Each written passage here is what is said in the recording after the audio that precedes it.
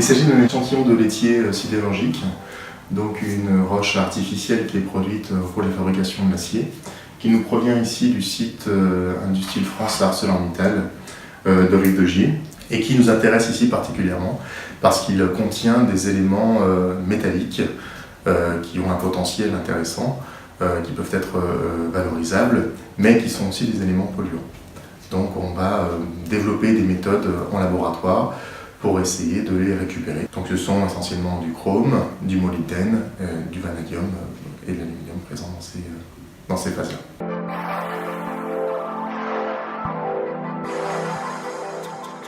C'est ça, les caractériser d'un point de vue chimique et minéral.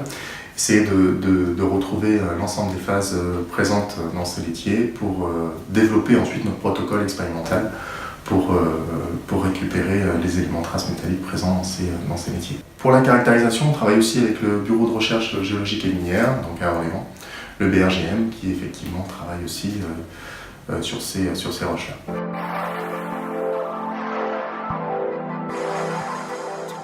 Alors l'installation elle intervient justement après l'étape du BRGM. On va étudier comment va se lixivier, c'est-à-dire se dissoudre les éléments de traces métalliques dans ces laitiers. On va particulièrement s'intéresser au chrome, qui est l'élément ici le plus concentré dans ces laitiers, qui a une teneur entre 2 et 4%. Une fois que nous recevrons cette poudre de laitier, on va l'attaquer chimiquement. Et on va l'attaquer avec un réacteur de ce type-là. On va placer notre poudre à l'intérieur de cette cuve avec du liquide, donc la solution chimique qu'on va souhaiter étudier. Ensuite, on va remonter l'ensemble, le fermer. Il y a un système de pale qui va gîter le milieu. On voit ici le système de pale avec le système de contre-pale ici. Ici, un tuyau qui nous permet de prélever régulièrement la solution chimique au cours du temps pour suivre en fait la dissolution, la lixiviation du chrome au cours des expériences. Et puis un système de contrôle de la température également, puisqu'on fait des expériences qui peuvent aller jusqu'à 80 degrés.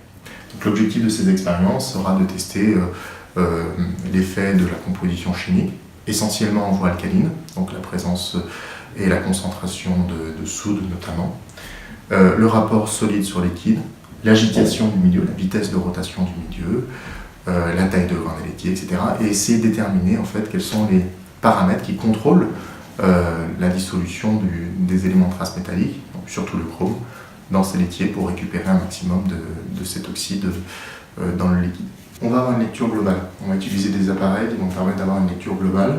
Après, on va effectivement porter une attention particulière au chrome total qui a été lixivié, qui a été dissous dans ces laitiers.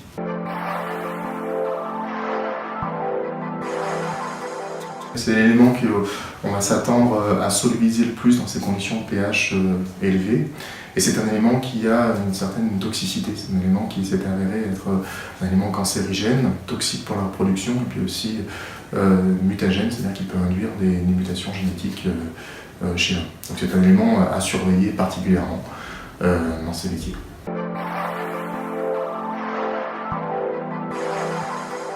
Ensuite, l'étape, ça sera de passer à une étape plus grande échelle. En fait, une fois qu'on aura optimisé l'ensemble des conditions qui vont contrôler la dissolution de ces laitiers, ça va être de passer à une étape pilote. Donc on va recevoir au cours de l'année prochaine un pilote à plus grande échelle, donc avec des réacteurs à flux contrôlé, pour ensuite traiter ces laitiers à une échelle, je dirais, intermédiaire entre l'échelle paillasse et puis l'échelle plus grande qui pourrait aller justement vers l'échelle industrielle.